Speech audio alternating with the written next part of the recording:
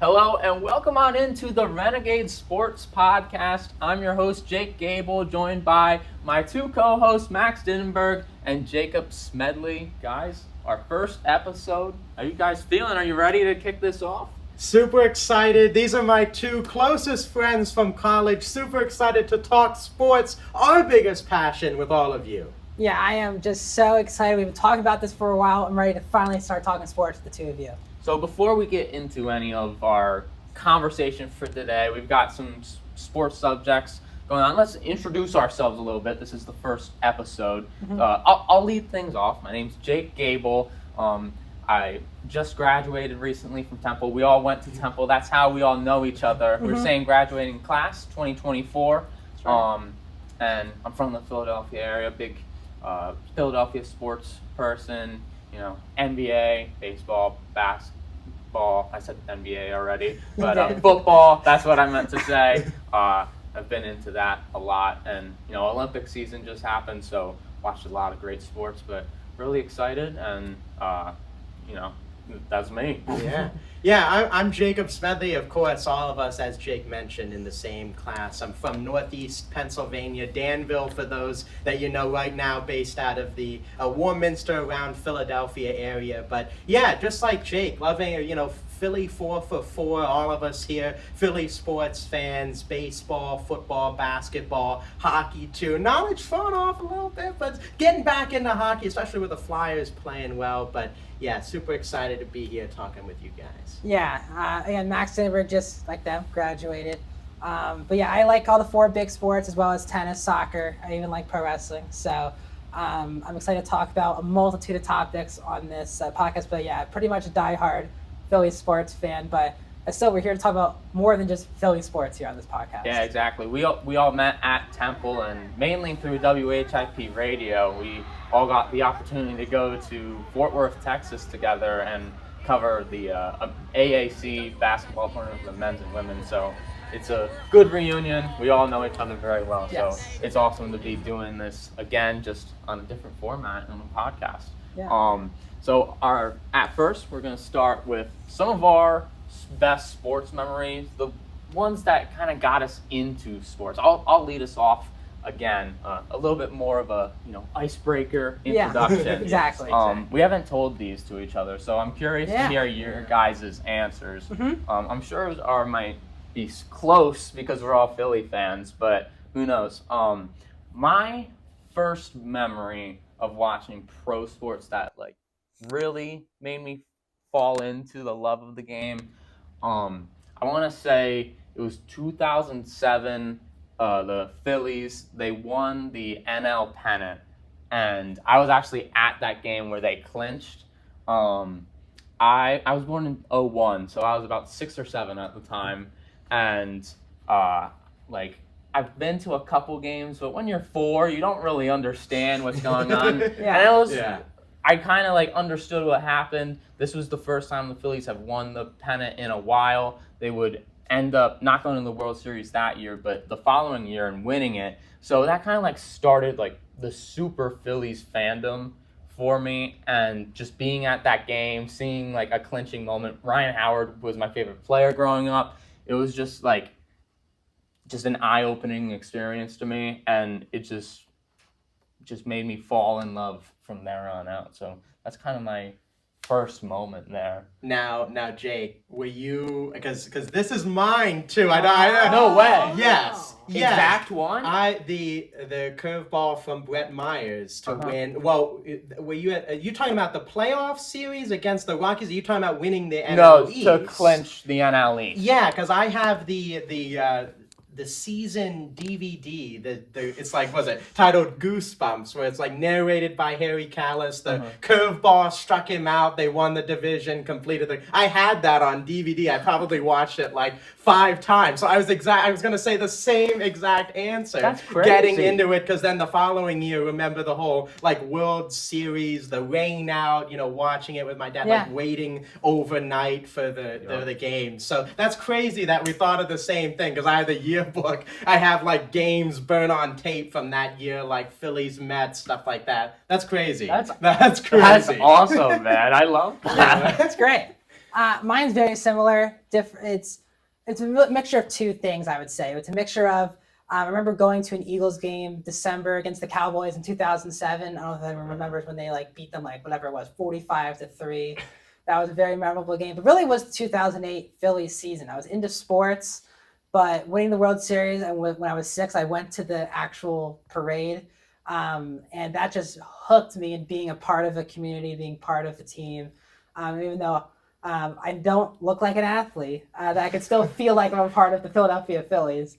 So that memory of going to the parade and seeing them clinch and staying up late at night as a 6-year-old, I just remember I have great memories from that team and era. Yeah. Yeah, we're pretty dead we're all the same age. We're all the same age. age. Yeah, growing up in the same area. And it helped that the team won the World Series when we were very young. Yeah. That's pretty funny. Now with that Eagles guy, Jay, I didn't mean to cut you, but who was? I forget who was on that team, because I was kind of getting into the Eagles too a little bit. The memorable moment that I remember was nickel corner Hacilio Hansen. If you remember him, he hit a pick 6 on Tony Romo. But that was, I think it was Donovan McNabb was the starter, Brian Westbrook. Yeah. I still think it was pre Deshaun Jackson, but that team won 45-3. I think the season was nearly over. They had to win the game, and all these other things had to happen, and the Eagles killed the Cowboys, and then they got in, I think, that year. That's interesting because I'd say my first Eagles one, I had been watching, but I wasn't up on names and everything as much as the Phillies, just because the Eagles weren't super successful as well, and football came a little bit later for me. My big first moment was probably that Deshaun Jackson punt return from the Meadowlands. Yeah. I mean, that was crazy watching that live. That was awesome. That's one of my all-time favorite memories, too. Yeah, and then hearing the Mel Reese call, afterwards, too. Watching it live and then hearing the call afterwards that he put the... Incredible. Yeah, that was probably mine. I even remember going to, the Eagles game when Brian Dawkins came back when he was on the Broncos, and that being, I didn't grow up with Brian Dawkins. It was a very special moment of coming out, doing the whole entrance. Yeah, it's great that we have all these different sports teams in the area. Obviously, we're grateful to be in Philadelphia that we have 4 pretty premier sports teams that we grew up with. I'm wondering if you guys have a national sports moment too, a non-Philly related one, because I was just thinking about it now because we all had a Philly related one. I'd say the first time I remember being in just in the sports in general, at least a game I remember watching was the David Tyree helmet catch against the Patriots to beat the 17-0 team. That one was up there for me, and that kind of got me into football just as a whole, not even for just the Eagles. Then I was watching other teams as well. I don't know if you guys had a light bulb moment for... Yeah, I had, so with baseball, of course, with the Phillies there, I know the Cardinals against the Rangers in that World Series with David Freese, and that the excitement of the baseball stadium that you now see with a lot of these teams, including the Phillies with the whole a Bedlam at the Bank. I think that really I saw that and was this is incredible, not just with, of course, the Phillies 08 World Series run, but then, the teams like the Cardinals, these, teams that just went on a run to take the whole thing. So I guess that's a moment for me that really helped get me not only into sports, but also baseball as my favorite sport. So. Yeah, I'm trying to think. I don't have a specific memory, but I remember just being in awe of the early LeBron James. When I started watching sports, it was around his first couple seasons, and I think it was the 07 or 08 when he made that big buzzer beater and they lost to Boston in the conference finals. I knew that was just being in awe of an athlete. It's different when it's your own team. They feel like your own players, but being in awe of a different athlete was definitely different for me. Yeah, I'd say LeBron was probably the first non-athlete that was above some of Philly's athletes. Oh, yeah. Where it's totally. I don't know, the Heat days, I was just all in. I had a Heat LeBron jersey. So did I, yeah. It was awesome, but sports, man. Yeah, it's just lovely. Yeah, Kobe's another one that came to mind for me, especially starting to learn his story. At first, I'm this guy's incredible. And then learning that he's from Philadelphia, he grew up close by, and just the impact that he's had on not just the game of basketball, but the world, but learning more, like, as I got older, just like, yeah, this guy, incredible. Like, he was an incredible player when I started watching, but then learning more about him as a person, Yes, spending my first 11 years in Lower Merion area, definitely, I definitely took for granted how special a person from your area can be. Like, you go somewhere else and they don't have that type of person. So growing up in that era, knowing that there's a superstar level player who went to all your family's high school was pretty crazy as a kid.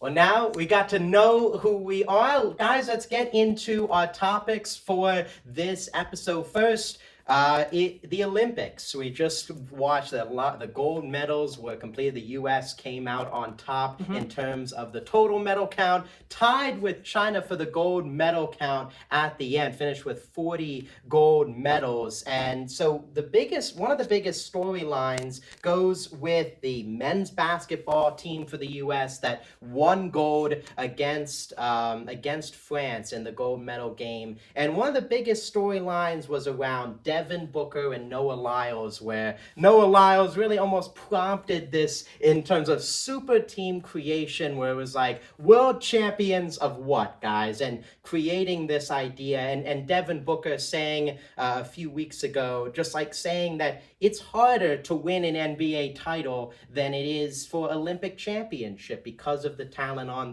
the floor. What do you guys, first off, I guess, what do you guys think of that statement from him? And then we'll kind of get into some other sports and how it relates to maybe baseball, football, tennis, soccer, a lot of these other global sports. Yeah, I mean, for basketball, I think if you're on Team USA, I think I agree with Booker's statement on it would be easier to win a gold medal than it would be an NBA championship. But if you're on any other country that's not the U.S. And honestly, the U.S.'s gold medal was not easily won. I mean, almost lost to Serbia in the semifinal. The France game was really close as well. I mean, it wasn't easy at all. They're obviously heavily favored. But looking at other sports, it really depends on a sport basis. I mean, there's some where, football you can't really talk about, but I mean, like soccer, that's a different ball game in total. Like, it's completely different. So many leagues that you put together and stuff. Like, the World Cup's almost like the only thing that you can even compare it to, really.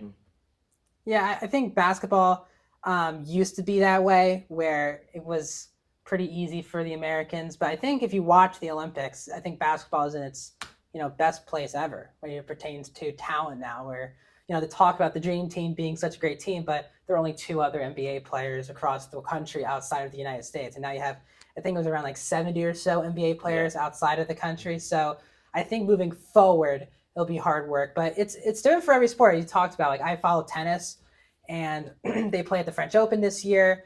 And a lot of players did turn it down because it's in the middle in tennis. Changing surfaces so much usually doesn't happen. Usually timeout, going from hard court to clay to grass, back to hard court very seamlessly. But with the French Open being the clay surface, after Wimbledon, going from clay to grass to clay to back to hard, a lot of people just turned it down.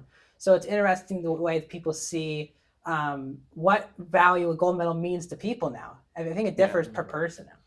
Yeah, I think it's different too, and when you look at the different sports, like you said, the NBA has kind of separated itself in terms of it's kind of built itself as this expanding global game with more NBA players across so many different countries. And another sport that I was thinking was baseball, and they're talking about adding it to the next Olympics in Los Angeles. You have this idea, okay, are you going to give a week off to the players because it's going to be during the season?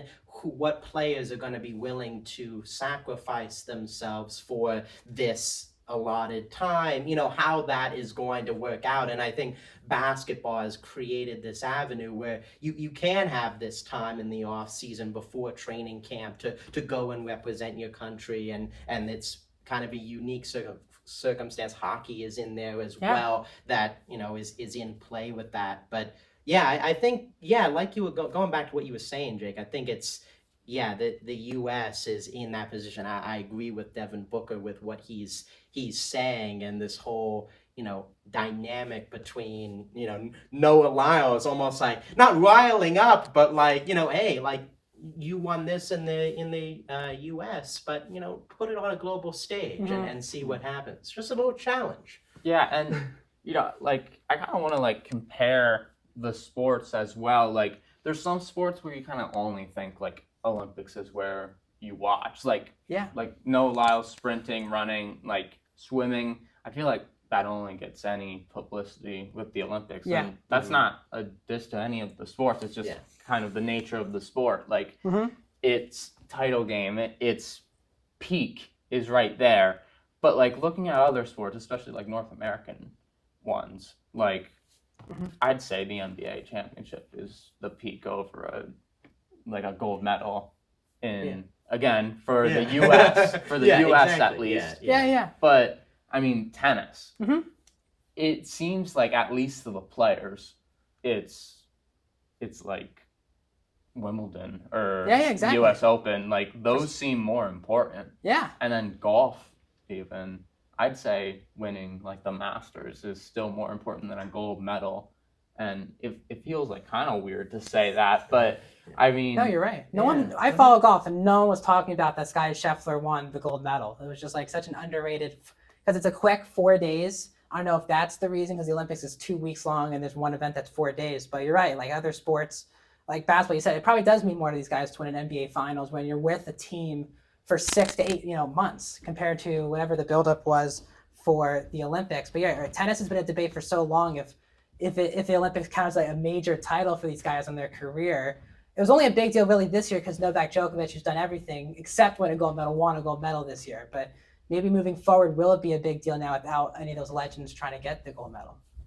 Yeah, I think it's a very interesting thing, and adding another layer to it, something that recently came up was the Anthony Edwards, Noah Lyles, both partnering with Adidas, both their shoe brand, and Noah Lyles not going to Anthony Edwards. I think it was an introductory event that he was holding for a new shoe launch, and Noah Lyles didn't go. There's been clear-ups from him apologizing. He had other obligations that night, but it's just this whole drama, I guess, maybe the fine word for it, but just him really almost like motivating the U.S. like, hey, these Olympics are a way to showcase and really come together as a country and these athletes and kind of hey, I mean, this is a stage where you can showcase your talents with all of the other best players in the league.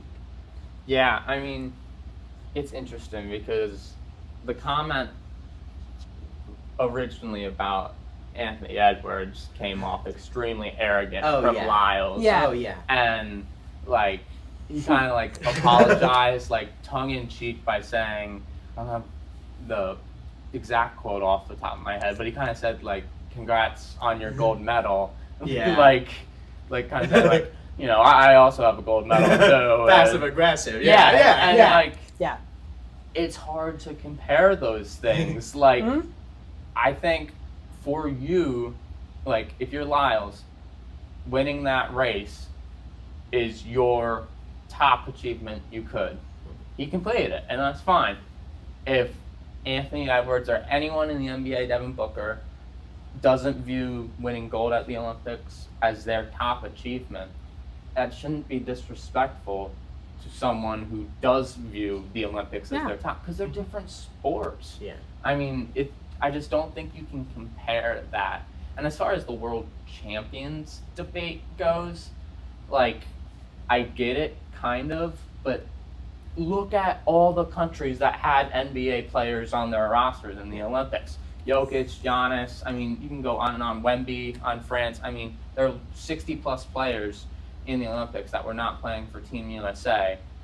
They're all in the NBA. Yeah. So it's not world champions because you're beating other countries as you play. It's you're beating other countries' best players on teams that just happen to reside in the U.S. Yeah. I think if you win an NBA title, you can say you're world champions. I don't know about you guys. There's no electric fence around the U.S. from other countries. Exactly. I agree, and it should be a unifying thing. It should be the one time for 2 weeks, no matter where you stand on anything. It should be you're rooting. Whoever has an American flag behind them, they should be getting all the support. So you definitely want to see more uniting in that front. But as we move on from the Olympics, we're going to move to something closer to the States, the NFL, squarely United States. And there's been a lot of just controversy as it pertains to players wanting out of contracts while they're in the middle of their contracts, either asking for trades, holding out, getting traded to a team, never showing up to their facility and saying, I'm not even going to be here unless you pay me this money. So we have the Hassan Reddick situation where he was traded from the Eagles to the Jets, in which he wanted to get paid. The Eagles didn't want to pay him that, traded to the Jets. For some reason, the Jets didn't realize that the money Hassan Reddick wanted. Hassan Reddick is still not reported. Joe Douglas has even come out with his own personal statement saying Hassan is not getting traded. We'll figure this out. You have the CeeDee Lamb holdout in Dallas. A lot of holdouts in the NFL is becoming clear where these $50,000 fines just don't really matter to these players because they're about to get these huge contracts. So what are your thoughts on, we're going to talk about what our thoughts are on athletes in the middle of contracts. This happens now, all of these sports now. We're in the middle of contracts, 1 year left to even 5 years left. They want to trade, they want an extension, they want more money. How should athletes handle things and how should teams handle things? Yeah, it's become a fine line to walk on. I'd say almost every case is its own, unique circumstance, but I do think there's different category of holdout. One example is Trent Williams right now with the 49ers. He wanted an extension, and so he's not asking for a trade to another team. He's not refusing to play, but he doesn't want to get injured until his contract is extended. If you're staying with that team, I view that as an acceptable holdout because you don't want to get injured and then they're not going to extend you. And I don't think Trent Williams would blame them for not extending him while he's injured. But when you're under contract and demanding, like the Ayuk or Reddick situation, demanding to be traded, and not only traded, but that team to extend your contract to what you want, and then you get to pick and choose what team you go. Yes. I mean, the Ayuk situation is ridiculous. Yeah. Saying no to plans in place to the Browns and Patriots. I mean, they were giving the money that he wanted, and he wanted a trade.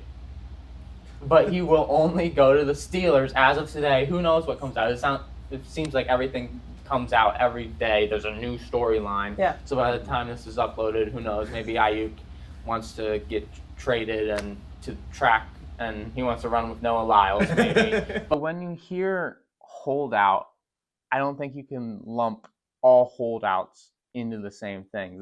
There's categories. And as far as the Ayuk situation, I personally don't think he's handling it the right way. But because of the precedent that has been set by players before him, I think he's going to eventually get what he wants. And we see that in the NBA all the time with trade requests. To even continue your point, I think the big problem here too is that the NFL obviously is not fully guaranteed. So these guys are trying to get paid now in a hurry.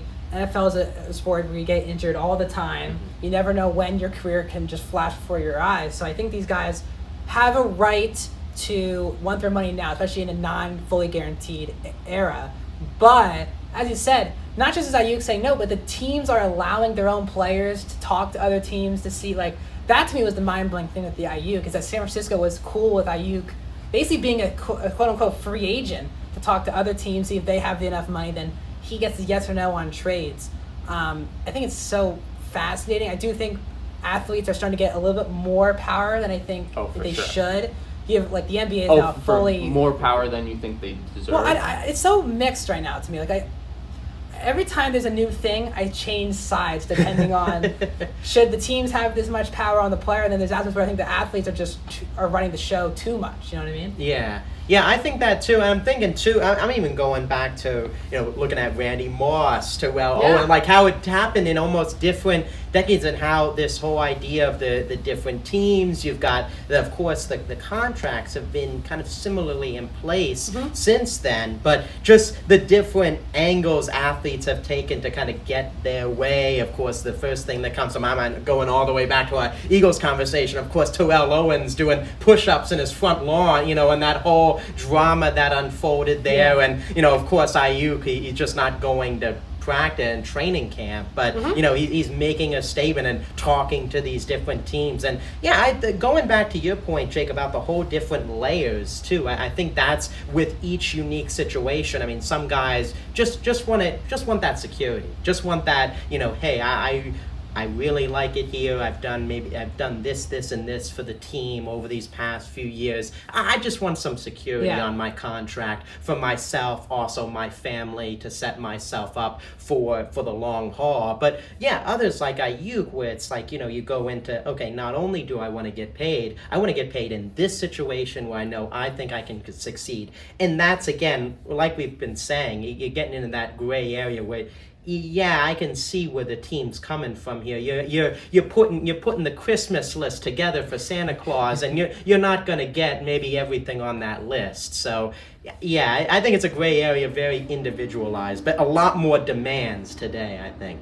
Yeah, and even like the Hassan Reddick situation, like something's fishy there on both sides, the Jets and the Reddick side, where usually when a trade happens like that, someone needs to get paid, that team signs the contract before the trade even happens.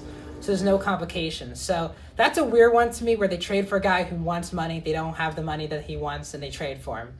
Very interesting. I think it's fishy on both sides.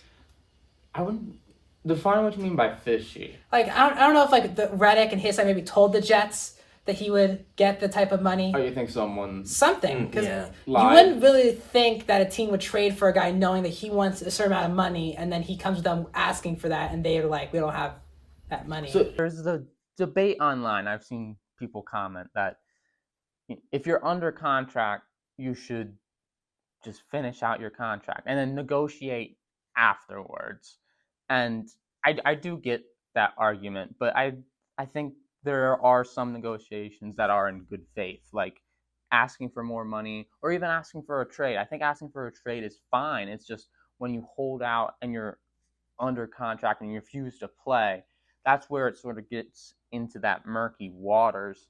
And with Hassan Reddick, like, he hasn't played a game with the Jets yet. It's different. I think, like, you have to be able to know your boundaries and also know your limitations as far as it comes to your value. I don't think he understands his own value right now, because he tried to get an extension with the Eagles, didn't. Now he's trying to get an extension with the Jets, and they aren't technically doing anything wrong by not extending him unless they told him that they were going to extend him. That's a different story, but assuming they're under good faith, I think that the Jets aren't technically doing anything wrong by just letting him finish out his contract.